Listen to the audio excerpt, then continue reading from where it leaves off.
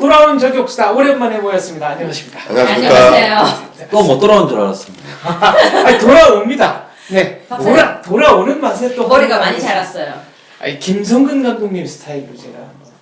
계속 합시다. 자, 오늘의 주제. 고용주 박문진 이사장의 작심 발언. 네. 자, 이 전후 좌우 맥락을 한번 살펴보자는 겁니다. 저는요, 고영주 그리고 박문진 이게 두 사람인 줄 알았어요, 처음에. 아, 고영주 방송문화진흥회 네. 이사장인데 박문진이 또 사람 이름인지 사람인 줄, 알까? 왜냐면 전 말 줄이는 거 별로 안 좋아하는데 네. 우리 법률 이름에도 줄이는 거 많잖아요. 그러니까 폭착법, 아, 폭력 행위에 관한 처벌, 처벌. 폭력 행위 특가법. 네, 특가법. 그런데 특정 범죄 가중처벌법. 우와. 전문가 근데 이렇게 줄이니까 네. 처음에는 사람 이름인 줄 알았어요. 근데 방송문화진흥, 아이 참. MBC 대주주죠, 방송문화진흥. 네, 그렇습니다. 그렇죠. 자, 이틀 연속 국감장에서 작심 발언이 나왔습니다. 근데 작심 발언도 아니라 네. 한마디로 이 국감 네. 그러니까 뭡니까 이 요즘은 방문이라 하고 뭔 위원회를 합니까? 하도 뭐 위원회가 바뀌어서 이름이 뭐, 채용 뭐 관광 미디어 뭐 다 들어가 있죠. 예, 예. 네. 잠깐 네. 그 위원회에서 음. 국회 상임위원회에서 국감에서 네. 해당 기관 그러니까 방송을 다루는 상임위니까 해당 기관장을 불러서 묻는 것은 네. 그 해당 기관장이 예를 들어서 그 상임위원회 본연의 목적에 예를 들어서 어긋나는 부분이나 네. 또 그 상임위원장에 대해서 캐물을 부분이 생겼을 때 국감을 하는 거 아닙니까? 네. 그럼 막 산하기관들이 엄청나게 많을 건데 네. 체육단체부터 뭐 방송단체부터 예술단체까지 네. 거기에 이제 박문진 이사장을 불렀으면 새로 박문진 이사장이 된 고영주 이사장의 네. 사고나 사상이 야당 입장에서 봤을 때는 네.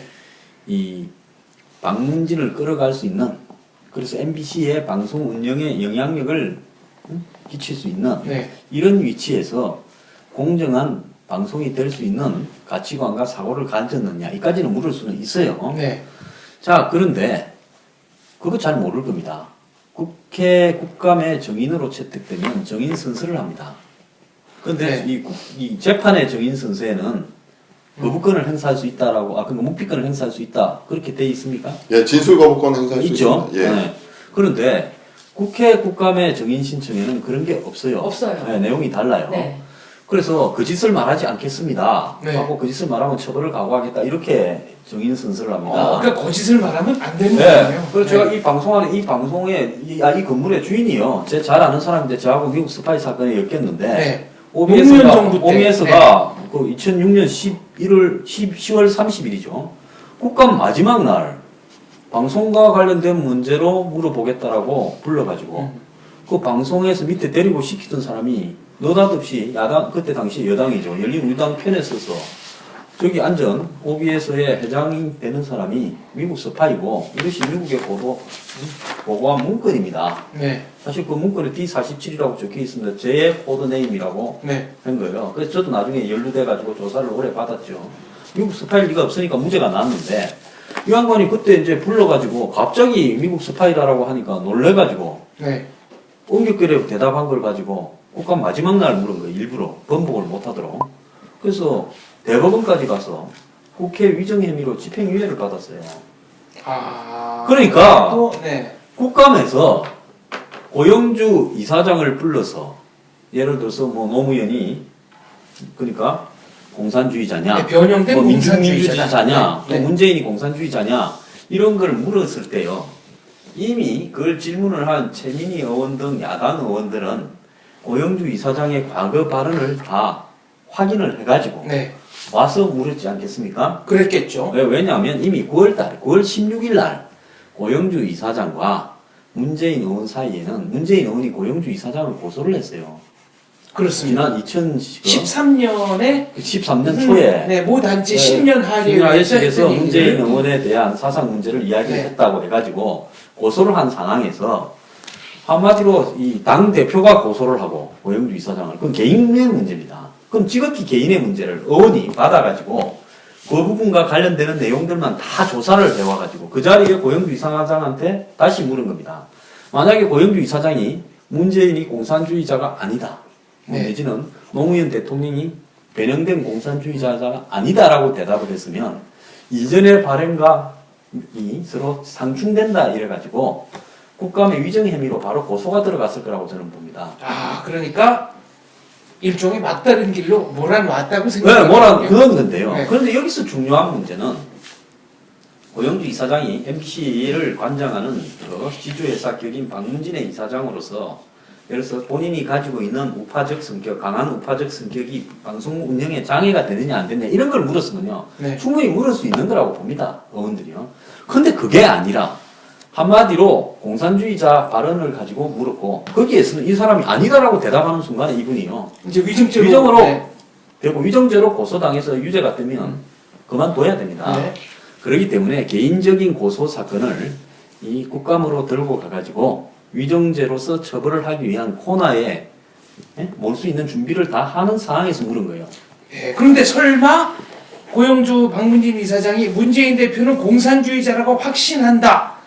노무현 전 대통령은 변형된 공산주의자다. 이렇게 딱 부러지게 말할 거라고는 아마 여기서 제가 예측을 조금 했습니다. 조금만 그 시청자들을 위해서 보충을 좀 하면요. 그 형사상 책임을 질 수 있는 발언을 하지 않을 진술 거부권은 국감장에서도 물론 행사할 수 있습니다. 근데 지금 소장님 말씀하셨듯이 처음에 고영주 이사장님께서 첫날인가요? 형사 책임에 대한 부분이 있기 때문에 말하지 않겠다는 발언도 하신 적이 있는 걸로 저는 기억하는데, 그러니까 이분은 변호사시기 때문에 진술 거부권을 어디까지 행사할 수 있는지 없는지를 잘 알고 계신 분이세요.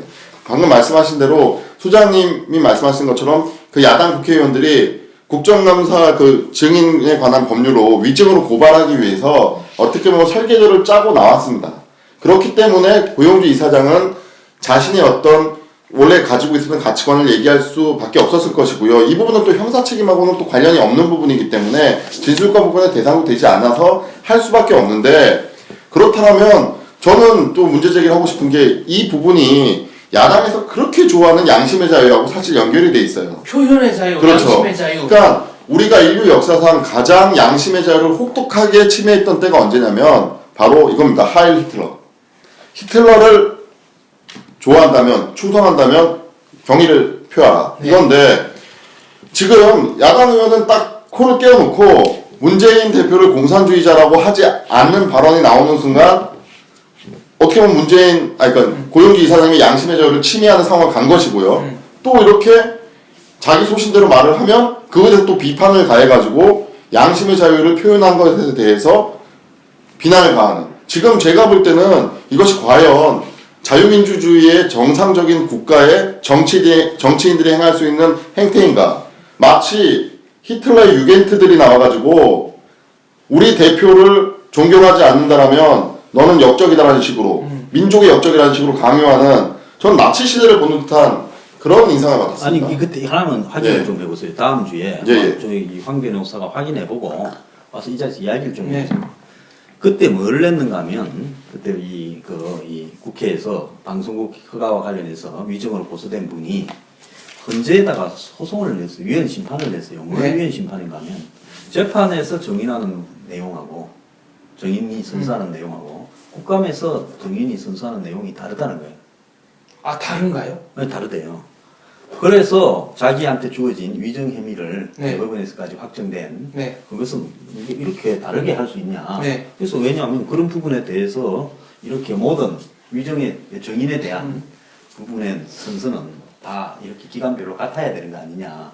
이랬는데 그게 기각이 됐거든요. 그래서 그 다른 내용은 분명히 있어요. 근데 중요한 것은 예를 들어서 만약에 그 고영구 이사장이 묵비권을 행사할 수 있는 것이 고영주 이사장, 고영주 네. 이사장이 선택할 수 있는 유일한 방법이에요. 지난번에 그 누구죠? 그 김용판 경찰 네. 아니 선설하지 않았습니다. 그래서 선서를 안 했죠. 예, 선설 안 해요. 네, 그것 때문에 예, 되는 예. 거예요. 묵비권을 행사하거나 예. 뭐 지는 거부를 할 예. 자유가 있다는 말이 예. 없는 걸로 내가 알고 있어. 이런 걸 보고 우리는 함정에 빠졌다라고 표현을 하거든요. 네. 그러니까 우리는 함정 수사를 할 수 없게끔 돼 있어요. 함정 수사를 할 수 없게끔 돼 있는데 할 수 있는 게 있어요. 마약 수사인 경우죠. 근데 제가 볼 땐 저는 이 장면이 이렇게 보였어요. 딱 쳐다보면서 황변 어제 룸살롱 갔어? 아니면 엊그제 갔어?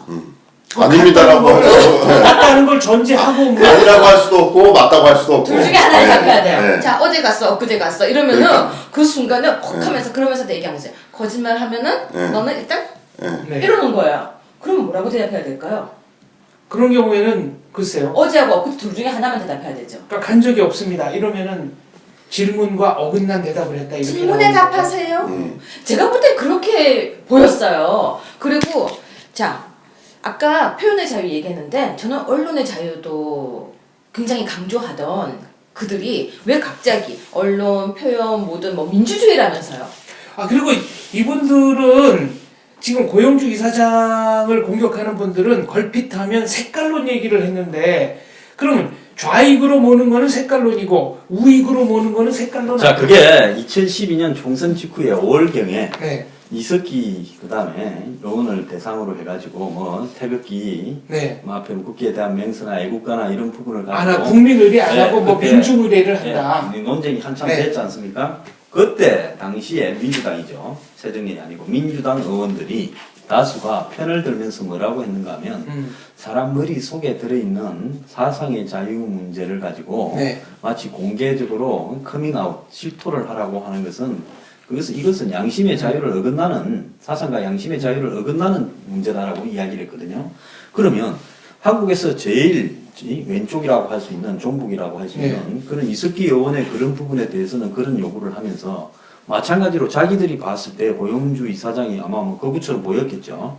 그럼 그 사람의 머릿속에 든 생각은 답을 해야 됩니까? 그게 딱 맞는 말이 있잖아요. 내가 하면 로맨스, 아니, 남이 하면 불륜. 박원네. 딱 맞는 얘기잖아요. 아, 저는 거기서도 좀 궁금한 게 만약 고영주 이사장님께서 나는 김일성이는 공산주의자, 김정일, 김일성 다 공산주의자로 얘기하면 그거에 대해서는 뭐라고 했을까요? 그럼 가만히 있었겠죠 야당 의원들이. 그러면 네. 김일성하고 김정일이는 자기 명예 침해됐다고 또 고소합니까? 박원순 시장 같은 경우는 광화문 광장에서 김일성 만세를 부를 수 있어야 표현의 자유가 있다고 할 수 있다. 뭐 이 비슷한 그렇죠. 취지가 그 법률적으로 그런 그걸 거 있잖아요. 박원순 시장이 서울시장 출마하기 직전인 네. 2011년에 이야기를 했어요.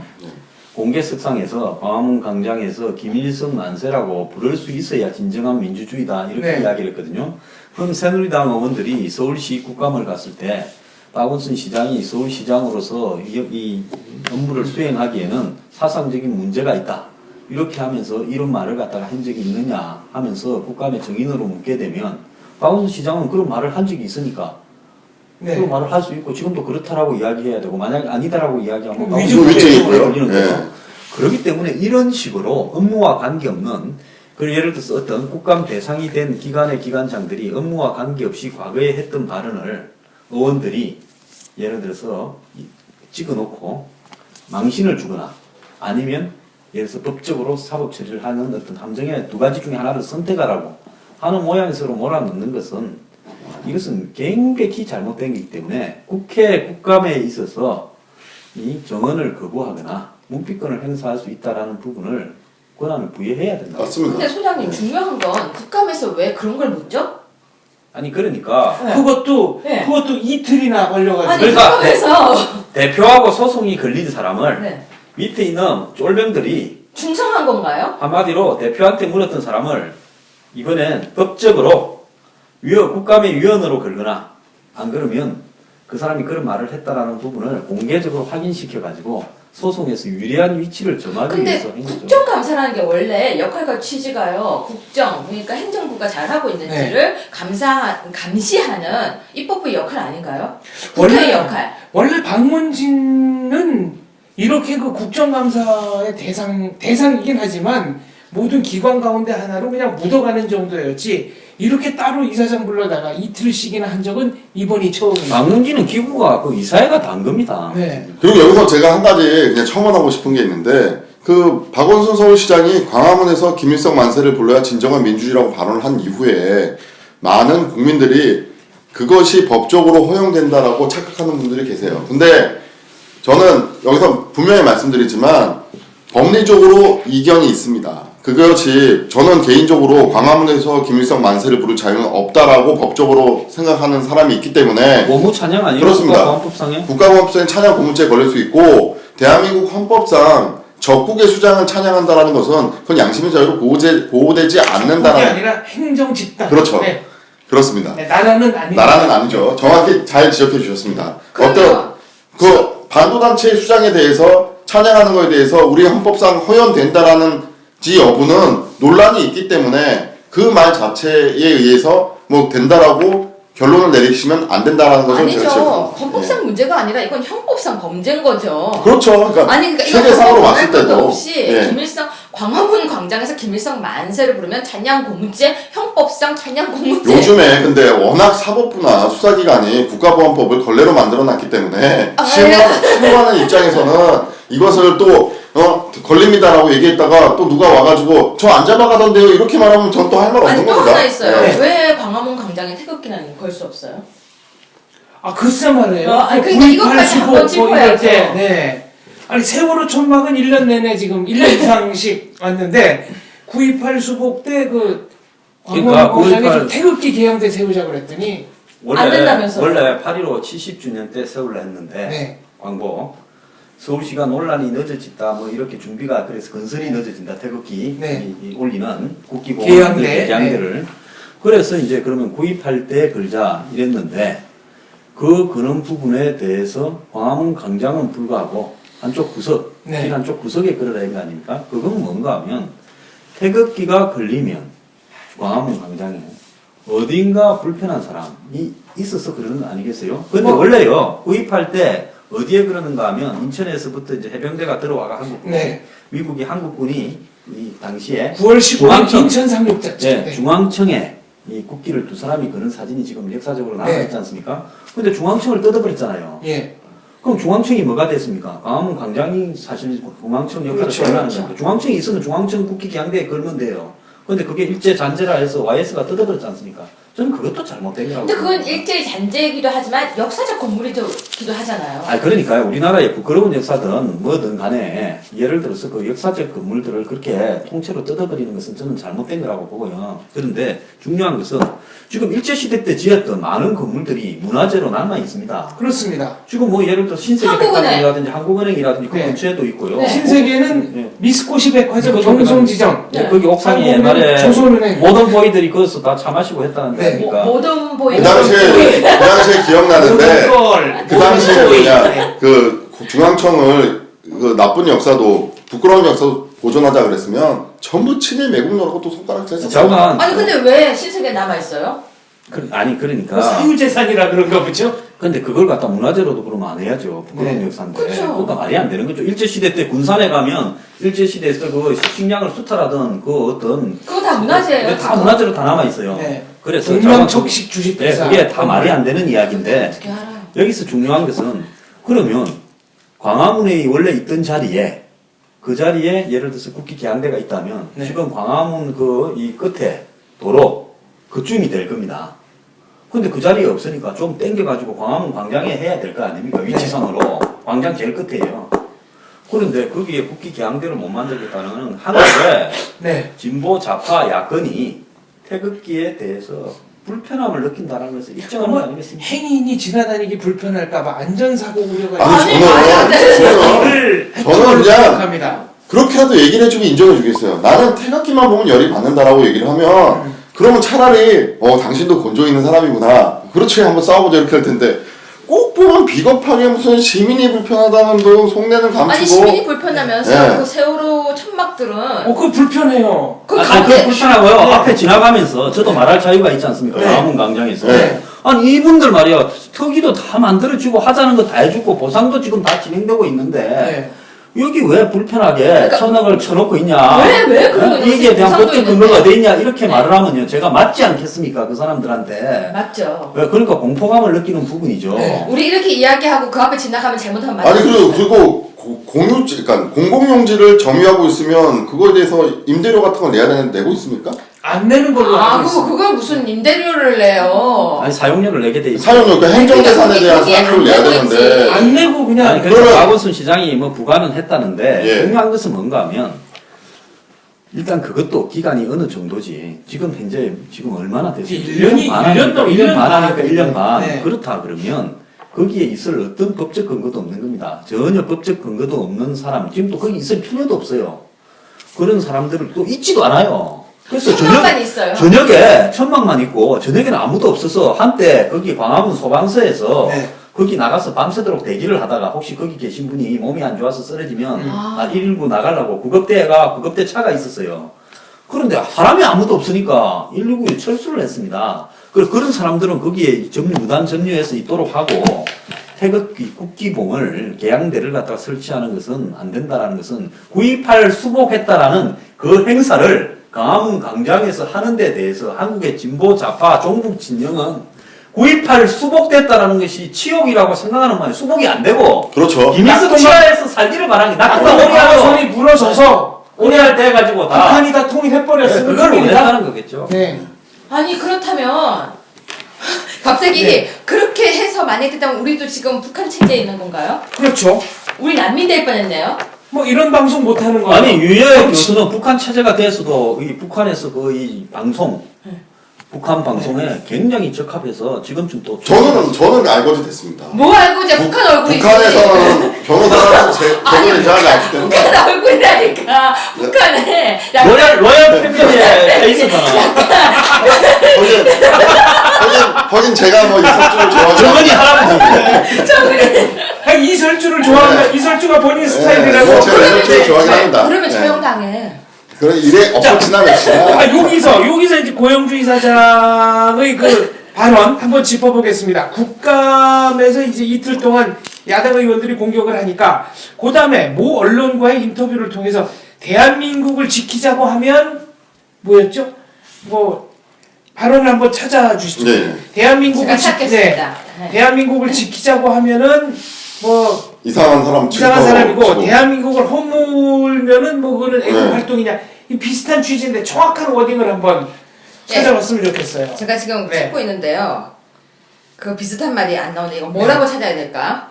그러니까 고영주 그러니까 그때 당시에 인터뷰하신 내용을 보면 네. 소위 말해서 애국적 발언을 하면 극우라고 매도를 하고 또 비애국적 발언을 하면 뭐 마치 사상이 깨어 있느냐, 그렇죠. 뭐 균형 잡힌 시각을 갖고 있느냐 그런 게 지금 대한민국 현실이라는 것을 아니 근데 대탄하신 것 이분 같은데. 지금요 예. 왜 변호사법 위반도 예비 조사를 받고 있죠? 이건 말도 안 되는 얘기고요. 이거 네. 변호사법 위반도 지금 조사받고 있네요. 네, 자 저는 그분이 말씀한 것 중에요. 네. 뭐 신뢰 운운하면서 고영주 이사장한테 아마 박문진의 이사장으로서 당신같이 신뢰가 떨어진 사람이 있으면 되겠냐 이렇게 이야기했겠죠. 그러니까 신뢰도를 따지면 국회의원도 높지 않다. 그렇게 신뢰도가 높은 분들은 아니지 않습니까? 라고. 그분이 제일 통쾌하다고 생각합니다. 야, 그랬더니 국회의원들이 아무 소리 못했습니다. 그래서 실제로요. 네. 이 국회의원의 직업 신뢰도를 제가 제 방송에서 여러 번 이야기를 했는데 네. 신뢰도가 제일 낮은 집단이지만 자신들의 업무 만족도는 또 제일 높은 집단이라고. 아까 본인들이 평가하는 나는 업무 만족도는 만족도는 네. 너무 편한 거야. 야, 그거는 뭐 거의 신의 직장이네요. 네. 그리고 고영주 이사장이 노무현 전 대통령은 변형된 공산주의자다. 그 다음에 문재인 전 대표가 공산주의자라고 확신한다. 근데 공산주의자, 여기서 이제 야당 의원이 문재인 대표는 공산주의자냐? 그랬더니 공산주의자다라고는 안 했고 공산주의자라고 확신한다. 요 얘기를 했습니다. 법적으로는 여기 자, 근데요, 이 묻는 과정을 보면 네. 굉장히 삼단논법으로 네. 이 교묘하게 물었어요. 노무현 전 대통령이 변형된 공산주의자인가? 네. 먼저 그래 물었습니다. 그렇다 이랬어요. 그러니까 노 전 대통령이 네. 공산주의자란 말인가? 네. 이러니까 고영주 이사장이 민중민주주의자다. 예. 또 이렇게 이야기했어요. 그러니까 민중민주주의는 공산주의의 변형이라고 당신이 말했지 않느냐. 네. 그러면 노무현 대통령이 변형된 공산주의자란 말인가. 이러니까 고영주 이사장이 비슷하다 이렇게 네. 되죠. 자, 이 지금 질의응답 과정을 보면요. 결국은 노무현 대통령이 공산주의자라고 당신이 옛날에 말하지 않았느냐라는 말을 끌어내기 위해서 네. 3단 논법을 쓰고 있습니다. 이게 뭐라는가 하면 로마 시대 때, 그리스 시대 때 특히 이런 사람들이 많이 설쳤죠. 그렇죠. 소피스트라 하죠. 소피스트. 네. 말로 가지고 장난을 치는 사람을 네. 소피스트라 하는데요. 일국의 국회의원들이 국감에서 기간장을 불러놓고 이렇게 네. 말로 가지고 3단 논법으로 장난을 쳐가지고 결론은 노무현은 변형된 공산주의자라고 고영주가 이야기를 했다. 네. 근데요, 이 보도 내용을 상세하게 안 살핀 사람은 뭐라고 이야기하게 되어 있는가 하면 갑자기 느닷없이 고영주 이사장이 국감에서 노무현은 변형된 공산주의자라고 먼저 이야기한 것처럼 그렇게 느끼도록 보도가 되고 있습니다. 네. 그렇기 때문에 이 지금 중요한 것은 기왕에 이 말이 나왔으니까 야당이 이 문제만 국감에서 제기해놓고 슬그머니 뒤로 빠지고 있는데요. 저는 노무현, 문재인 두 분이 공산주의자인가 아닌가에 대해서 한마디로 새정년이 자신의 당의 이념적 가치에 한마디로 총대를 메고 네. 이 문제를 공개적으로 보수 진영과 한번 토론을 벌일 필요가 있다라는 게 제 생각입니다. 네, 찾았어요. 네. 조선일보와의 인터뷰에서 했던 말입니다. 나라를 지키자고 하면 편협하고 편향된 것이고 나라를 허물자고 하면 공정하다는 것인가. 맞죠? 네. 이 말씀이죠. 네. 중립인 척하면서 좌우가 화합하자 좌익 우익 모두 나쁘다고 생각하는 것은 나쁘다. 이렇게 얘기를 했거든요. 저는 중립이라는 개념도 좀 다시 설정해야 한다고 생각하는데 예를 들어 대한민국의 헌법적 가치와 질서를 인정하는 세력들 사이에서의 중립이라면 의미가 있지만 대한민국을 허물려는 사람들과 대한민국을 지키려는 사람들 사이의 중립 이거는 어떤 의미가 있는 겁니까? 저는 좀 이해가 안 그렇죠. 됩니다.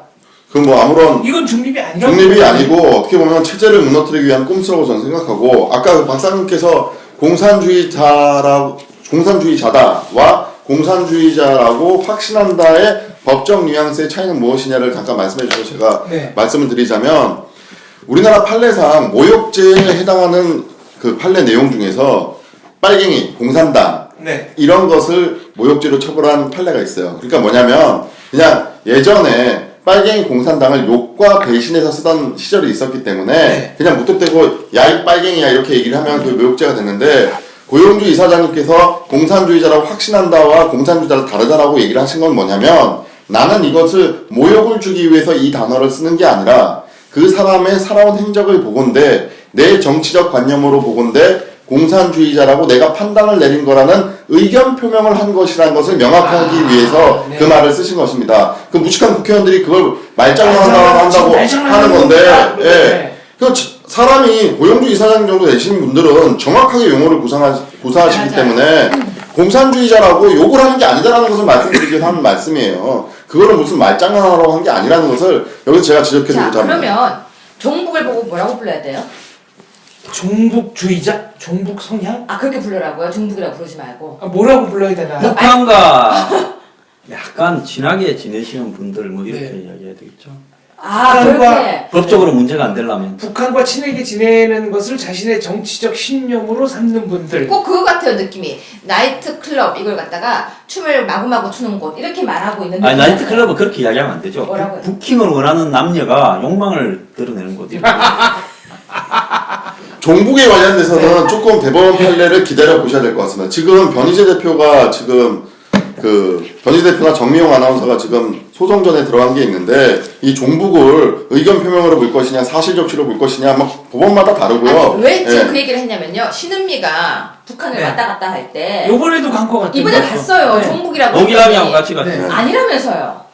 자긴 종북이 아니라면서요. 그럼 친북이에요? 자, 혹시 그거 아닙니까? 딸을 쪽자에다가 영어로 BOOK 월간조선 배진영 기자가 자신을 보고 종북이라고 했는데 제가 그 책을 따른다는 의미로 종북이더라고요. 종북. 예. 제 책을 그래서 아니라고 하고 자기가 미국으로 건너가더니 다시 북한 가 있어요. 네. 그러면 그 사람 뭐예요? 종북이 아니고 친북? 자 지금 여기서는 우리는 지금 이 내용을 좀 압축해가 네. 노무현과 문재인이 변형된 공산주의자거나 공산주의자라고 고영주 이사장이 왜 이야기를 했을까 하는 문제를 좀 따져봐야 돼요. 네. 고영주 이사장은 또 증거 자료도 있다. 예, 이렇게 그러니까 얘기했습니다. 고영주 이사장이 아 김일성 장학생 부림 얘기했죠. 부림 사건에 네. 예를 들어서 이 당시에 검사였죠. 초임 검사. 네, 주임 네. 검사였죠. 그래서 당시에 거기에 연루된 관계자들, 즉 부산에 있는 부산대학을 중심으로 한 학생과 사회 운동을 하는 사람들이 모여가지고 학습을 하다가 걸린 조직이지 않습니까? 네. 영화 배노인에 보면 노무현 대통령이 이 사회성에 눈을 뜨는, 즉 사회 참여에 눈을 뜨는 게 그 계기로 예, 묘사가 그런- 돼 있습니다. 예, 계기로 묘사가 돼 있잖아요. 근데 이 부분에서 중요한 것은 불임 사건의 주요 관계자, 그 이호철 전 비서관도 그 핵심 관계자 아닙니까? 이른바 별명 호빵형이라고 예, 그리고 불리는, 네. 이호철 전 노무현 대통령 당시 그때 정무 비서관은 정무 네. 수석도 했죠. 그렇죠. 네, 근데 그 비서관 수석으로 합시다.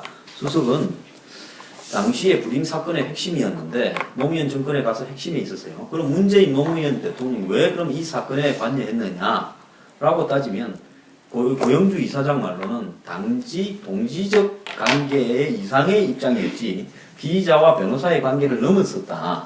이렇게 이야기를 했습니다. 그런데 이호철 전 비서관이나 수석이 참여하고 했던 노무현 정권에서 미군 철수, 그러니까 전시작전권 이양, 그 다음에 평화협정, 그리고 국보법 철폐, 그리고 통진당과의 연대, 그 다음에 NLL 등 영토적인 양보, 그 다음에 북한의 이 핵이나 장거리 미사일에 대한 옹호적 표현, 네. 그리고 이석기에 대해서 2번이나 사면 복권, 이런 부분이 매우 다 이례적이죠. 했다는 거죠. 네. 이걸 다 모아놓고 보면 공산주의자가 아니라면 어떻게 이런 이야기를 갖다가 직접 할 수 있느냐. 좀 생경하게 또 했던 이야기들이 있어요. 그 이야기는 너무나 인신 공격적 발언이 될 것 같아서 제가 좀 자제를 하겠습니다. 그런데 그렇기 때문에 이 사람들을 변형된 공산주의자라고 생각을 한다. 전부 한 팀이다라는 게 고영주 이사장의 이야기예요. 그럼 그게 아니면 이호철은 우리하고 아무 관계가 없는 사람이었다. 불임 사건 관계자는 우리하고 아무런 관계가 없었다라고 정확하게 증거를 자르는 이야기를 입증을 하든지요. 그러지 않습니까?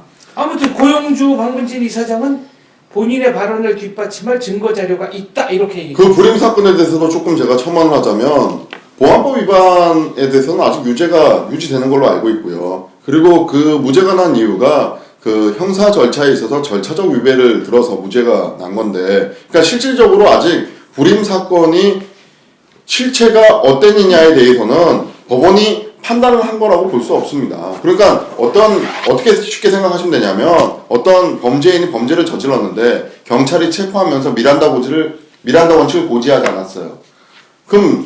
그래서 무죄가 났다면 과연 그 무죄로 인해서 범죄인이 범죄를 저지른 게 아니라고 판단을 받은 것이냐, 이건 또 별도의 논의를 해봐야 되는 문제죠. 솔직히요. 83, 4년경 그것보다 더 앞선 게 불임 사건이죠. 이게 81년인가 그렇죠. 네. 그때 지하서클, 언더서클이라고 부르는데 저도 끌려가서 공부를 했습니다. 하니까 대한민국이 지향하는 이 모델 이상형 사회가 뭔가 하면 스탈린식 네. 소련 사회 집단, 네. 내지는 또 다른 서클에 가보니까 저 공부하러 여기저기 많이 가봤어요. 그러니까 북한의 김일성에 네. 대한 그 사회가 모델이다. 분명히 그렇게 제가 공부를 하고 들었습니다. 서울에 있는 뭐 변두리 언더서클도 그럴 바에야 한마디로 부산에서 이분들요, 부산대학을 중심으로 해서 핵심적인 분들이 다 모였고, 그 이후에 이분들, 불임 사건에 관련된 분들이 부산 사회에서 사회운동의 핵심에 섰던 분들입니다. 네.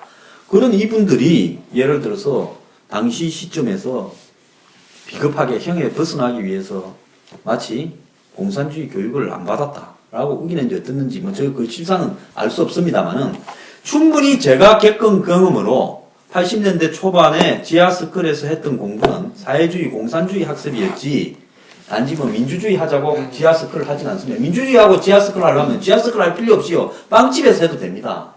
그렇습니다. 네, 그 당시에 지금 이번에 기사 나온 거 보면은 공안검사였다라는 부분을 되게 부각시키고 있더라고요. 근데 공안검사라는 부분에 대해서 저는 이번에 다시 한번 생각을 해보게 됐어요. 이게 시대적 흐름에 따라서 가치 판단이 좀 바뀌는 것 같아요. 네. 그 당시에는 북한과의 문제 그런 것 때문에 간첩 소탕 그런 게 되게 심각한 시기 아닌가요?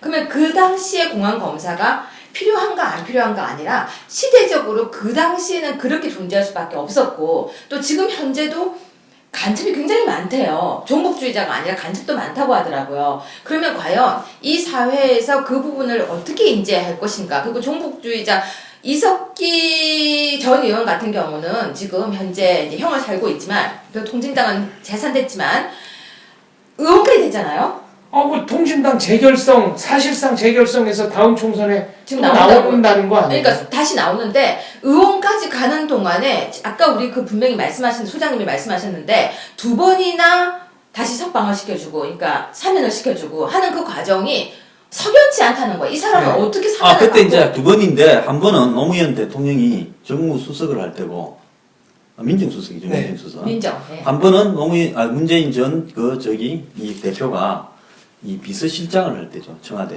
그러니까 사면을 시켜줘서 두 번이나. 두 번이나 사면을 시켜줘서 들어갔고 네. 들어가서 국회의원이 됐고 그 단계를 거쳐서 국회의원이 됐는데 우리 지금 보면요 어떤 특정 의원을 비하하려고 하는 건 아닌데 지금 현재 야당이에요. 한 의원은 북한을 왔다 간 사람이 지금 의원을 하고 있잖아요. 근데 그런 그냥 왔다 간 게 아니라 무단 입국. 네. 예, 그런 걸 이렇게 바라보면요. 어떻게 저렇게 될 수 있을까? 지금 우리나라 헌법을 지키고 우리나라 헌법을 수호해야 되는 이 입장에서 그런 사람들이 국회의원이 될 수 있고 그리고 그분들이 발의한 법을 가만히 보면요. 그 안에 독소 내용이 조금씩 있어요. 제가 지금 분석 중이거든요. 제가 다 분석을 한 뒤에 그 부분이 이런 부분이 문제 있다는 걸 얘기할 텐데 그런 걸 가만히 보면 어떻게 이 사람들이 이렇게 잔재하고 있고 이렇게 잔재해도 괜찮을까? 저는 이게 굉장히 걱정스러워요. 자, 요 대목에서 이게 좀 묻혀버렸습니다만 저는 한번 좀 짚어봐야 될 게 김만복 전 국정원장이 회고록을 냈습니다.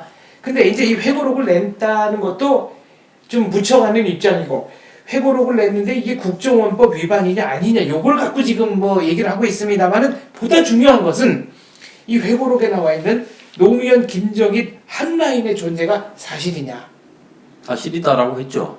그런데 이게 수시로 이제 통화했다라고 이야기했죠. 처음에 얘기할 때는 노무현, 김정일 둘이 말하자면 직접 통화를 한 것처럼 얘기를 했다가 논란이 되니까 이게 직접 통화했다는 얘기가 아니고 말을 이렇게 서로 전하는 뭐 라인이 있었을 라인이 있었을 뿐이다. 이렇게 물러섰습니다. 자, 그분요. 4년마다 한 번씩 사고를 칩니다. 2007년, 아, 4년 주기 사례입니까? 2007년에 그분이 대선 하루 전날 북한에 가서 왜? 이명박이 이길 거라고 김양근을 만나서 브리핑을 해줬다는 거 근데 아닙니까? 나무 심은 거 어떻게 됐나 보러 갔다가 공식 방문 목적이었어. 아니 이명박 후보가 대통령이 된다라는 그걸 왜 얘기해 줍니까? 아, 그리고 김양근은 또 그 한 달 전에 그러니까 남북 정상회담이 노무현 대통령 10월 4일인가 하고 난 직후에 또 한국에 내려왔어요. 네. 갑자기. 그랬는데 김양근이 왔다 간 지 한 달밖에 안 됐는데 뭘 또 보고 싶어가지고 북한에 가서 김양근한테 대선 하루 전날 아니 그리고 갔다 뭐 왔다가 실제 예, 그렇죠. 또 갔다 와서 서로 이야기한 대화록을 예. 또 공개를 했지 않습니까? 예. 언론에. 그러면서 굉장히 이상한 행동을 좀 했어요. 그런데 그 2012년에 뭐가 있었습니까? 4월달에 총선이 있었죠. 네. 또 이분이 언제 사고를 한번 치던가 하면 2011년 그때 한 그 중반쯤에 네. 일본의 잡지에다가 이분이 또 뭐 이 자기가 아는 여러 가지 이야기들 북한 갔다 온 이야기들을 하는 바람에 또 한번 그때도 국정원이 뭐 고소를 하니 네. 시끄러워졌어요. 근데 2012년에 또 총선이 있었지 않습니까? 근데 이번에도 이제 또 이 이야기를 했어요. 네. 갑자기. 그래놓고는 회고록을 냈고 그런 이야기를 해놓고는 또 아니라고 번복하는데 또 내년에 총선이 있어요. 네. 그러니까 이분이 사고를 치는 주기가 정확하게 2007, 2000 총선 있는 전에. 전에. 예, 11, 네. 또 2015 총선 전에 한 번씩 주기적으로 사고를 쳐서 제가 그래서 앞으로 국정원장은 국회의원 출마를 못하도록 법제화를 해놔야 아, 몸값을 올린다거나 이름을 알리기 위한 네, 이분이 가만히 나오면 2019년에 또 그러면 사고를 칠 겁니다. 2023년. 네, 이렇게. 그러니까요. 네. 그때까지 사실지 모르겠지만 아니 살겠네요. 아무튼 뭐 저도 그 4년마다 뭔가 사고를 치실 것 같은 느낌은 강하게 받습니다만 노무현, 김정일 한 라인 뭐 이걸 개설해서 김정일이 화내면은 노무현 전 대통령이 뭐 말리는 쪽으로 많이 말렸다. 뭐 하여튼 이 비슷한 얘기를 JTBC의 네. 특종으로 그게 보도가 된 내용 아닙니까?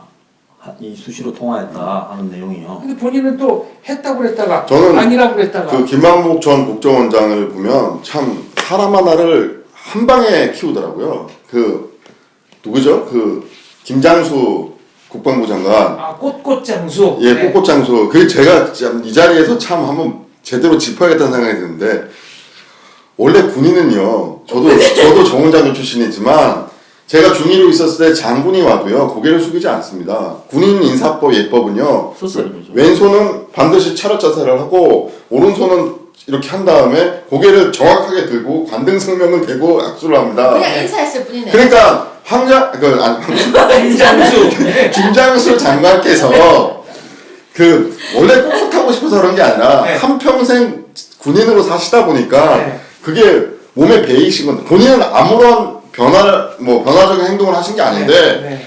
김만복 전 국정원장께서 김정일을 만나서 갑자기 고개를 숙이고 악수를 하시니 아무것도 안 했는데 어느 날 자고 일어나 보니 꽃꽃장수로 아니 저는 회고록 안 네. 읽어봤는데 회고록에 네. 그 비슷한 내용이 있다는 기사를 봤어요. 그 김장수 꽃꽃장수 네. 사실은 사진 찍을 때만 꽃꽃했지 뭐 고개 숙이고 인사했다고 김만복 전 국정원장이 그 양반 그냥 주장을 한 것 같습니다. 한 사람이라도 그냥 칭찬 받으면 그러니까. 여자지라면 한 방에 튀어들어가요, 한 방에. 소장님 왜 소장님 이름이 금기어예요? 아 일배에 아니 저 깜짝 놀랐어요. 아니 그 뭐 저기 저같이 좀 특수한 아니 갑자기 아까 황장수 하니까 생각났는데 금기어예요, 금기어. 지금 저 황 변호사의 속마음이 살짝 드러났네요. 황장수 장관까지 가니까 이 장군이었는데 장관이었는지 사실- 아무튼 네. 사실 제가 심어놓은 네. 아주 사람이에요. 심어놓은 이 방송에서 동성 동분입니까 혹시 두 분이? 동생이야 동생. 자 이게 내 얘기 중요한 거는 네. 그 내용에 보면 또 이런 얘기가 있어요. 김정일이 네. 노무현이 6.15에 벌금나는 합의서를 하나 채택하자. 네. 이렇게 노무현이 아닙니다. 노무현 전 대통령이 그렇게 책 하니까 보셨습니까? 아니 제가 안 봤죠. 네. 제가 그런 거 책 사볼 돈이 없어요. 김만복 씨한테까지 책다 보태주나 네. 돈 많은데. 근데 그러니까 김정일이 그런 거 아무 필요 없다. 자기는 그걸 반대하고 남북 간에 당장 교류할 수 있는 거 개성공단 이런 협력을 우선적으로 하자 했는데 한국 쪽에 와서 거창한 거를 갖다가 좀 해야 된다고 하도 이야기해서 빈 껍데기. 네. 여기에서 북한이 빈 껍데기하고는 아무 짜고도 소용없는 그걸 나부랭이에 불과하지만은 자기가 해줬다는 거 아닙니까? 네. 그래서 6.15 그 정상회담에 대해서 오늘날도 예를 들어서 야권이나 한국의 진보 좌파 종북은 마치 성전처럼 들어갔다는데 정작 그 협정에 사인을 했던 당사자 김정일이는 네. 빈 껍데기다라고 이야기했다는 거예요. 그러면 뭘 하고 북한이 빈 껍데기라고 안 하겠다라는 게 그렇게 사정을 해가지고 그 합의문을 가져왔을까? 네. 상가들라고 그랬습니까? 그 6.15 합의에 대해서 또 제가 법적으로 한번 짚을 게 하나가 있는데 그게 북한에서는 최고인민회의 비준을 받은 거예요. 6.15가. 근데 대한민국에서는 안 했죠. 국회 동의라든지 어떤 그런 절차를 안 했기 때문에 이게 양쪽에서 서로 이상하게 선정을 해놨는데 우리나라 법제상으로 본다면 신사협정에 불과합니다. 그러니까 법적 효력이 없는 효력인데 북한에서는 이제 자기네들 그 뭐 말뿐인 국회지만 최고인민회의에서 비준을 받아가지고 마치 이것이 국가 간 효력이 있는 것처럼 하는데 실제로 김대중 대통령께서는 그 부분에 대해서 국회에 무슨 비준을 받는다거나 동의를 받는다는 절차를 아예 시도도 안 했어요. 김대중 전 대통령. 전 대통령께서. 그래서 6.15 뭐 선언에 대해서 뭐 맨날 그 뻑하면 이행하라 하는데 그거 완전히 기업으로 치면 MOU에 불과합니다. 예. 아 그러니까 국회 인준부터 바꾸는 네. 근데 MOU도 은행에 가서 돈 빌리려고 그 MOU를 간철시킬 의도가 당사자가 둘 다 예. 아무도 없는데 네. 은행에 가서 옛날에 부동산 개발업자 사기꾼들이 MOU를 하나 채택해가지고 들고 가야 저축은행 같아서 딴 살 돈이라도 네. 빌려줘요. 브릿지 론이라고. 그러기 때문에 그런 거를 서류를 만들어갖고 서류 만드는데도 뒷돈을 좀 줬습니다. 그러니까 6.15 협정문을 갖다 만드는데 뒷돈이 뭐 왔다리 갔다리 했는지는 잘 모르겠으나 아니 당시에 뭐 돈이 좀 왔다 간 건 알죠. 현금이 왔다 갔다 한 건 사실이고 네. 그 뒤에 6.25 협정 때문에 간 건지 안 갔는지는 알 수 네. 없지만 뭐 사기꾼들도 돈 주고 받을 때 MOU를 갖다가 이 가짜 MOU 하나 만들려고 돈 주고 받았다는 안 하겠죠. 서로 간에 채무 채권 관계가 있었다 하겠지. 그래갖고 은행에 이거 보여주고 자 땅을 이제 살기로 돼 있으니까 네. 돈 빌려주십시오. 네. 그런 거하고 똑같은 거죠. 국민들 상대로 그다음에 유엔위원회에 노벨상 좀 주십시오. 뭐 이런 거하고 같다고 봐야 안 되겠어요? 자 고영주 박문진 이사장의 소신 발언 이렇게까지 아마 당차게 나오리라고는 어느 누구도 예상을 못했던 아 것 근데 같습니다. 사실 한 분이 또 더 소신 발언을 또 했는데요. 아시죠? 누구요? 조우석 판. 아, 조우석 KBS 이사. KBS 이사 했는데 네. 그분 발언은 사실 문제가 좀 있었어요. 뭐냐 그분이 말씀하신 게 문제가 있다는 게 아니고요. 공식 석상에서 말을 한 게 아니었다면서요. 예, 시민단체 토론회에 가셔서 말씀하셨지만 네. 뭐 저는 듣기에 아주 속이 시원했습니다만. 근데 그것이 또 확 인용이 되면서 네. MBC, KBS가 양쪽으로 그러니까 보도에도 문제가 좀 있는 것 같아요. 그 자리에 제가 옆에 앉아 있었는데 제 발언은 보도를 안 하더라고요. 비슷한 저기 발언을 앞에서 네, 네. 스파이가 와 있어서 아까 제가 네. 방송하기 전에 좀 들었어요. 이 그 방송을 녹취하려는 스파이가 와 있다라는 쪽지가 와서 네. 조우석 그 이사가 더 세게 이야기를 하니까 우리 저 황변은 더 세게 이야기해가지고 야 스파이가 와 있는 김에 언론에 크게 한번 나가자. 저도 한번 그랬는데 아무도 저도 좌파 진영에서 한번 떠보고 싶어서 네. 저도 발언 한번 세게 했는데 일베이 왕자가 되고 싶어서. 네. 아, 그렇게까지는 아니고 그래도 이제 저쪽 진영에서 쟤 좀 버거운 애가 하나 나왔구나 이런 얘기를 듣고 세게 근데 했는데 무시당했구나. 개무시당했습니다. 그냥 무시도 아니고 네. 발언을 했는데도. 네. 야 나쁜 인간들이네. 사람 이런 봐가면서 그러나? 네, 마칠 시간이 돼서 제가 한마디로 이 상황 정리하겠습니다. 사람 외모를 가지고 차별하는 거 이거 정말 옳지 않습니다. 감사합니다.